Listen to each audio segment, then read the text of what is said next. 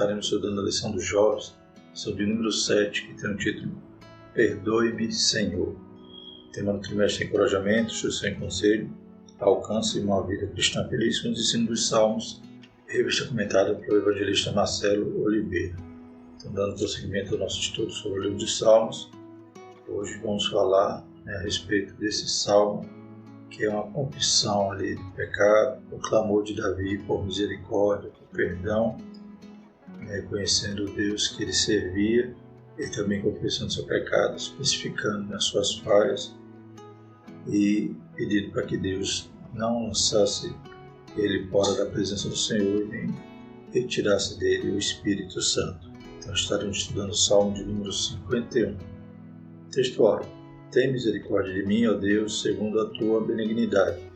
Apaga as minhas transgressões, segundo a multidão das tuas misericórdias. Salmo 51, versículo 1. O resumo da lição: para viver um processo de restauração espiritual, é preciso reconhecer a benignidade e a misericórdia de Deus, bem como confessar o pecado praticado e abandoná-lo. Os objetivos da lição são compreender que o Salmo 51 é um clamor por misericórdia e confissão, mostrar o anelo do salmista pela restauração, explicar que depois da confissão e restauração da comunhão com o Senhor, estamos prontos para adorar. Glórias a Deus.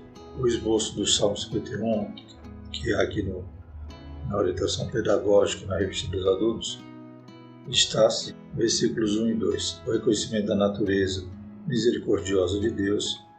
Do verso 3 ao 5 vem a confissão de pecados, versos 6 e 3 busca por restauração, e dos versos 14 a 17 a adoração verdadeira.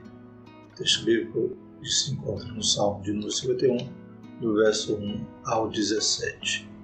Tem misericórdia de mim, ó Deus, segundo a tua benignidade. Apaga as minhas transgressões, segundo a multidão das tuas misericórdias. Lava-me completamente da minha iniquidade e purifica-me do meu pecado. Porque eu conheço as minhas transgressões e o meu pecado está sempre diante de mim. Contra ti somente pequei e fiz o que os teus olhos é mal, para que seja justificado quando falares e puro quando julgares. Eis que em iniquidade fui formado, e em pecado me concebeu minha mãe. Eis que amas a verdade no íntimo, e no oculto me fazes conhecer a sabedoria. Purifica-me com isopo e ficarei puro. Lava-me e ficarei mais alto que a neve. Faz-me ouvir júbilo e alegria, para que goze os ossos que tu quebraste. Esconde a tua face dos meus pecados e apaga todas as minhas iniquidades. Cria em mim, ó Deus, um coração puro e renova em mim um espírito reto. Não me lances fora da tua presença e não retires de mim o teu Espírito Santo.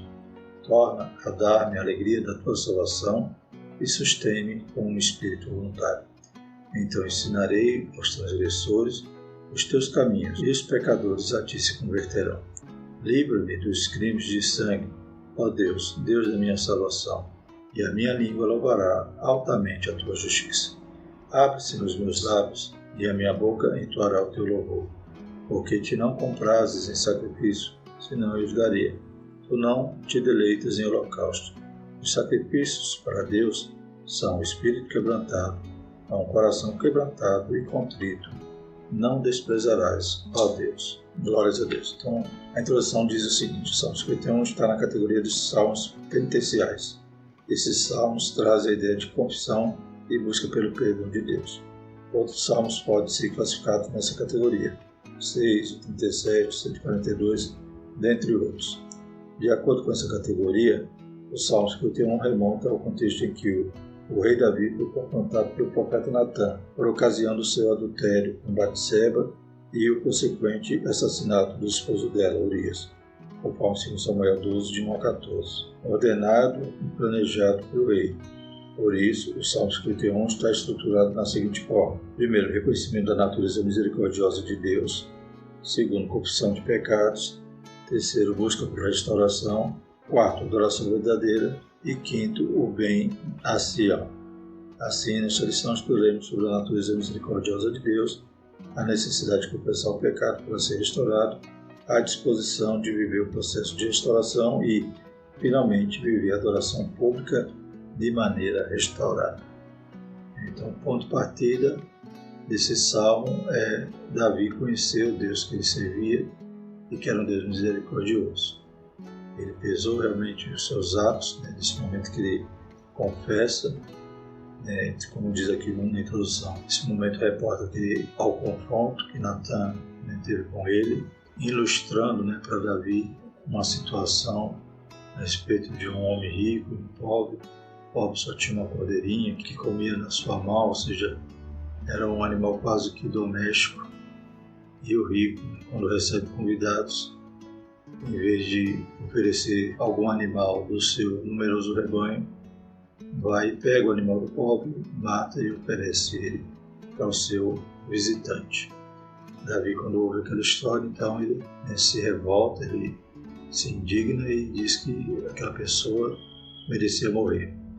Natan, então, diz que era ele mesmo, né? Era Davi que tinha cometido tal atrocidade. Interessante que no Salmo 51, então, a partir desse momento, que ele é confrontado e reconhece que pecou. Mas, né, a gente percebe que ele demorou para reconhecer o pecado, porque ele cometeu adultério, depois tramou enganar Urias, não conseguiu, por fim, enviou Urias com carta para que colocasse ele na frente da batalha, para que, né, ele fosse alvo fácil e, consequentemente, ele foi ferido e morreu. Davi, além de cometer o adultério, cometeu o homicídio. Mas, quando Natan vai confrontá-lo, a criança já havia nascido, ou seja, ele ficou no mínimo 9 meses ocultando nesse pecado, talvez imaginando que ele era rei, podia fazer qualquer coisa, ou que Deus não tinha se importado com tal atitude dele. E só depois desse confronto que Natan apresenta aquela história para ele, que ele cai em si e vê quão terrível ele agiu contra, né, Deus, contra a própria Betsebe e o seu marido, Urias. Eu sempre, quando leio o Salmo 51, eu faço uma ponte com o Salmo 32, que diz assim: Bem-aventurado aquele cuja transgressão é perdoada e cujo pecado é coberto. Bem-aventurado o homem que em seu não imputa maldade, em cujo espírito não há engano.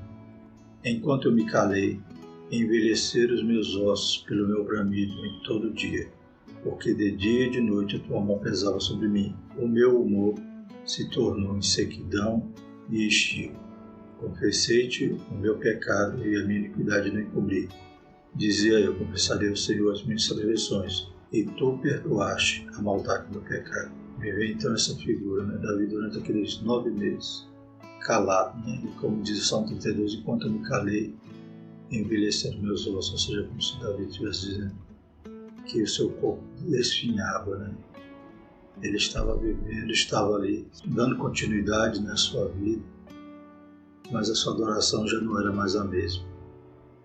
Enquanto ele se calou, os ossos envelheceram, ele sentia, né, que a mão do Senhor pesava sobre ele. Glórias a Deus. Então eu sempre ligo Salmos 51 ao 32, porque a partir do 51 ele confessa. E no 32 também define que quando ele confessou, Deus foi misericordioso e perdoou o seu pecado. Mas naquele período que ele suportou, que ele não confessou, que ele preferiu viver de qualquer jeito, imaginando que Deus não estava contemplando a sua ação, né, ele também sofria, pois ele era um adorador, né, nato. Ele sempre estava disposto, né, sempre estava buscando meios, instrumentos, salmos para adorar a Deus. Imagine um pecado pesando sobre a sua consciência, exatamente. É claro que ele não podia dar adoração verdadeira, como veremos aqui. Só depois que o Senhor nos perdoa que podemos adorá-lo com sinceridade, em espírito e verdade. Primeiro tópico, misericórdia e confissão. Primeiro subtópico, um clamor por misericórdia. Nos 2 primeiros versículos chamam a atenção as expressões: tem misericórdia e benignidade, apaga as minhas transgressões e tua misericórdia, lava-me e purifica. Então são expressões que denotam que Davi entendia que Deus era misericordioso e que só Ele podia tirar o pecado, só Ele podia purificar. O salmista tem uma clara noção de que Deus é benigno e misericordioso. A benignidade do Senhor dura para sempre. Salmo 136, verso 1. E suas misericórdias não têm fim. Lamentações 3, versículo 22 e 23. Por isso só Deus pode lavar e purificar. Então ele entendia que Deus era a fonte da misericórdia e ao mesmo tempo ele entendia que ele mesmo não poderia se purificar sozinho. tinha como ele mesmo se autodisciplinar. Precisava que Deus perdoasse, que Deus purificasse, que Deus lavasse. Então só Deus pode lavar e purificar a alma do salmista. Assim o rei Davi tem plena certeza de que se dirigir diretamente a Deus é a melhor decisão. Ele é benigno e misericordioso. Só Ele pode lavar e purificar sua alma. Glórias a Deus. Então não adianta fugir da presença de Deus, não adianta achar que o tempo vai apagar o pecado. Não. Entenda que o Deus que nós cremos, que nós servimos, é um Deus misericordioso.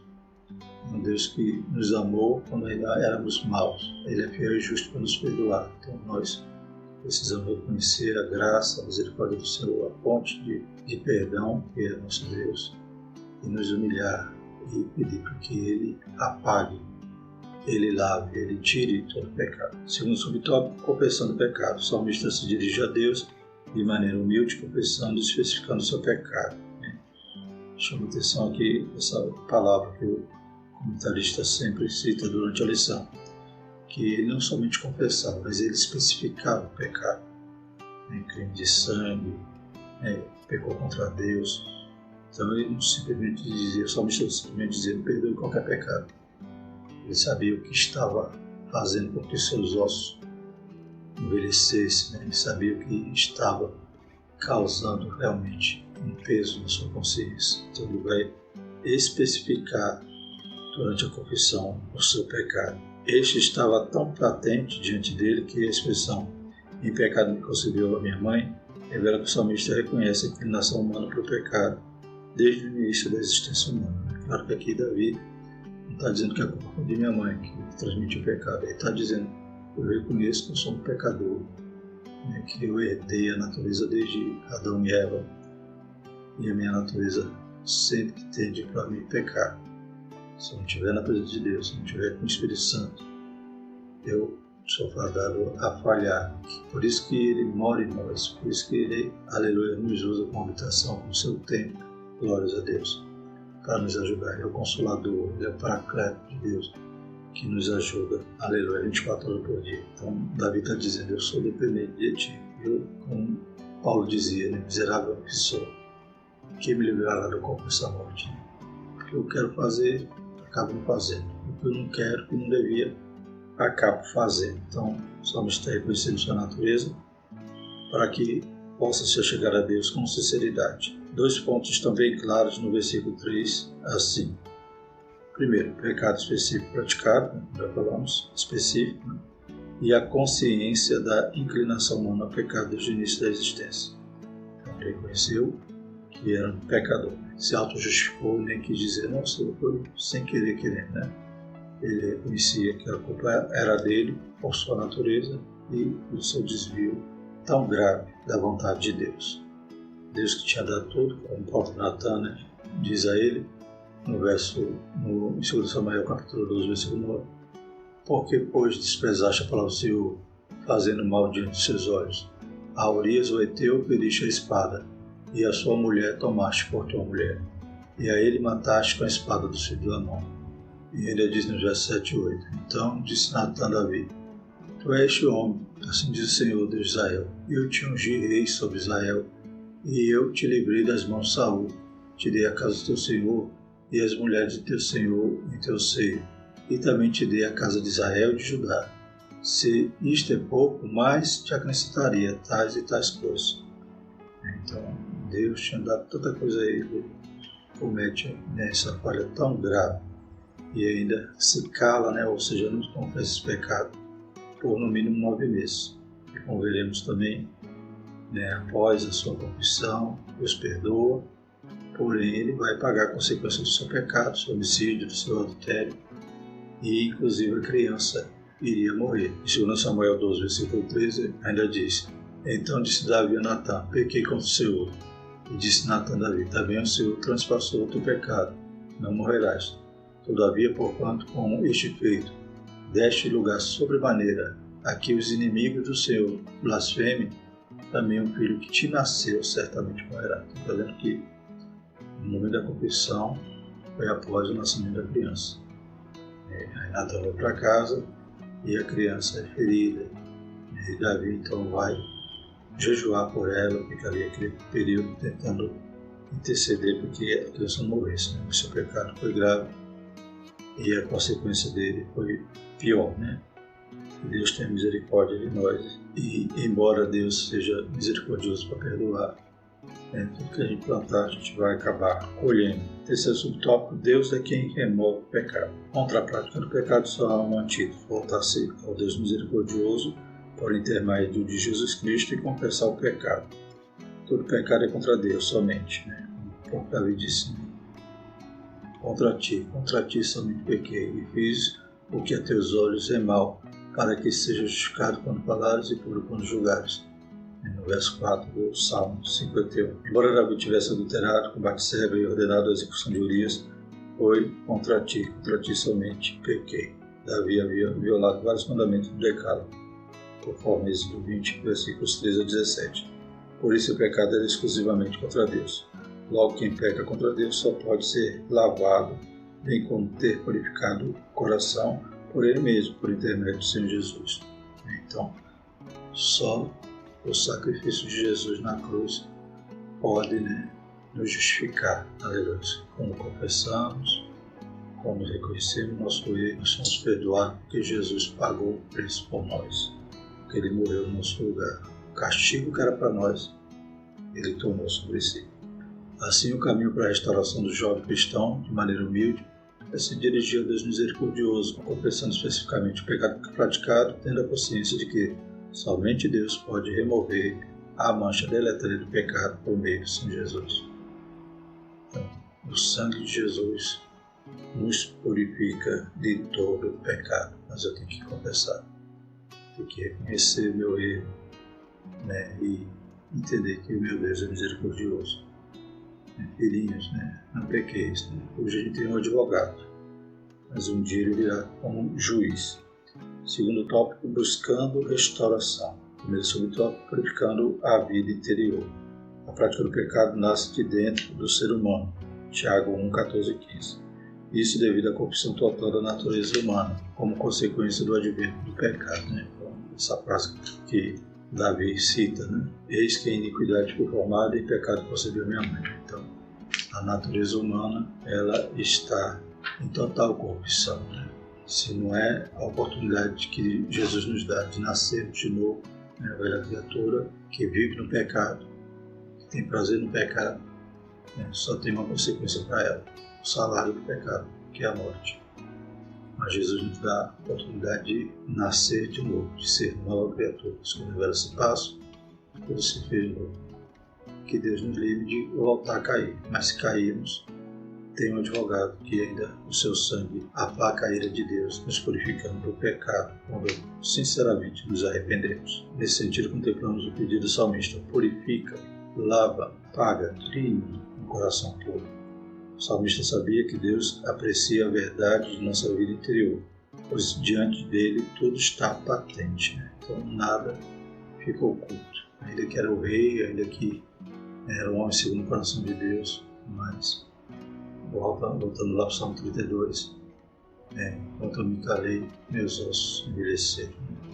Dia e noite, onde o Senhor pesava sobre ele. Glórias a Deus. Somente Deus pode criar um coração puro, não mais sujo pelo pecado, um espírito reto, não uma vida torta. A nossa vida interior precisa ser purificada para que a presença do Espírito Santo seja uma realidade e assim tenhamos de volta a alegria da salvação e um espírito voluntário nas coisas de Deus. O Espírito Santo morando em nós, aqui habitando, glórias a Deus, não entristecendo, não xinguindo, não pecando. Glórias a Deus, nós podemos então ter uma vida, coração puro, com espírito reto, alegria da salvação e com espírito voluntário, então desejoso de fazer a vontade de Deus. Segundo subtópico, restituindo a alegria e o júbilo. Com a vida interior purificada, o salmista espera ouvir júbilos e alegrias, no lugar de tristeza e angústia pelo pecado praticado. É terrível, que o pecado possa parecer doce, mas ele é amável como um fel, ele vai gerar uma grande tristeza, remorso, e o pior, se sentiremos separados de Deus. Ainda que estejamos no templo adorando, a gente sabe que Deus não está recebendo nossa adoração enquanto não confessarmos o nosso pecado. Sim, o salmista sabia que o pecado apaga a alegria de viver. O processo de restauração do pecador perpassa pela confissão, humilhação diante de Deus e, finalmente, o fato de tornar a sentir a presença do Espírito Santo. Nesse salmo, uma das verdades mais contundentes é de que o pecado tira a presença de Deus do salmista. Sem esta presença não há alegria nem júbilo, mas sobra tristeza, angústia, frustração e consciência pesada, né? Mas Deus é misericordioso, ele estava avisando, a ponto do salmista poder dizer, né? Não me lance fora da tua presença. Então, Deus ainda estava dando oportunidade para ele se arrepender. Não retire de mim o Espírito Santo. O Espírito Santo ele estava o contristando ali a ponto para que ele também pudesse se arrepender e não perdesse de uma vez por todas a presença do Espírito Santo. A Bíblia diz que quando aceitamos a Cristo, deve morar em nós. Mas se ele sair, né, vai deixar uma casa limpa para o inimigo vir bagunçar. Que Deus tenha misericórdia. Terceiro subtópico, a restauração começa pela renovação interior. Precisamos lembrar de que a obra de restauração de uma vida que caiu no pecado é de Deus, não meramente uma decisão humana. Ele pode dar um coração puro e um espírito reto. Outro sim, o Espírito Santo sempre apelará para a nossa consciência a fim de que não fiquemos imersos na prática do pecado, pois é Ele que nos convence do pecado, da justiça e do juízo. Né? Então o Espírito Santo ainda estava insistindo. Glórias a Deus. Durante todos aqueles meses que ele se calou, o Espírito Santo ainda estava insistindo até que Deus manda Natan, né, para que ele caísse em si de uma vez e se arrependesse, confessasse e voltasse a ser aquele homem segundo o coração de Deus. Claro que agora uma carga terrível de consequências que ele teria que enfrentar por causa do seu pecado. E finalmente há uma vida plena no Espírito, de alegria e júbilo para servir a Deus em sua obra e na vida. Entretanto, tudo começa pela purificação do coração e o restabelecimento de um espírito reto. Tudo começa pela renovação interior do jovem cristão para a vida, né? Desde aquele que ainda quer avivar, aquele que está morrendo, aquele que está em um estado de pecado, longe de Deus, não sentindo mais a sua presença. Ele quer, aleluia, restaurar a nossa vida. Louvado seja o Senhor em todo o tempo. Nós temos um Deus de graça, com os braços abertos. É claro que esse tempo pode também acabar, pois enquanto estamos vivos ainda tem esperança, mas após a morte a Bíblia diz segue-se o juízo. Então hoje é o dia aceitável, hoje é o dia que eu tenho que estar na presença do meu Deus, aleluia, me alegrando com Ele, vivendo uma vida no Espírito. Louvado seja o Senhor. Não fique, não permaneça muito tempo longe de Deus, não. Você não se sinta como o salmista, com os ossos secando, o corpo desfinhando, sua alma chorosa, angustiada, com sede, com desejo de voltar à presença de Deus. Terceiro ponto, prontos para adorar. Primeiro subtópico, o desejo de participar da adoração pública. Lembre-se de que os salmos são canções para adorar, principalmente no templo. O salmista tem um desejo aqui de louvar a justiça divina, né? Então, para que essa adoração pública possa ser genuína, possa ser autêntica, né? Eu tenho que estar com o coração puro, espírito reto, espírito voluntário, com a presença de Deus. Então ele tinha esse desejo de louvar a justiça, né? De cantar o quanto esse Deus é bom. Né? Como a gente viu na introdução, há inúmeros salmos que são nessa categoria penitenciais, ou seja, aqueles que os penitentes estão ali clamando perdão e agradecendo a misericórdia do Senhor. O salmista queria contar e cantar as maravilhas de Deus, aleluias, de forma pública, louvado seja o Senhor. Por isso, o pedido de livrá-lo dos crimes de sangue, certamente uma alusão ao assassinato de Urias. Assim, uma vez perdoado, o salmista estaria pronto a adorar publicamente no templo do Senhor, de acordo com a justiça divina. A adoração pública congregacional tem a ver com o real estado interior da vida do salmista. Né? Então, não é só cantar, é adorar em espírito e em verdade. Segundo subtópico, quebrantamento e contrição. Os versículos 16 e 17 aprofundam mais ainda a questão do estado interior para a adoração pública. Note as expressões espírito quebrantado e coração quebrantado e contrito. Né? Então não era o sacrifício, o holocausto, ou seja, não era aquilo que era visível, aparente, que podia agradar a Deus, né? Que Deus ia aceitar, né? Como diz aqui. porque te não comprazes esse sacrifício, senão eu os daria, e tu não te deleitas em holocausto. Então ele entendia claramente que com Deus não se barganha. Não adianta dar nada a Deus, não adianta eu dar uma oferta para aplacar meu pecado. Então, naquela época, o contexto era esse sacrifício. E ele entendia, não adianta eu dar isso que você não vai aceitar.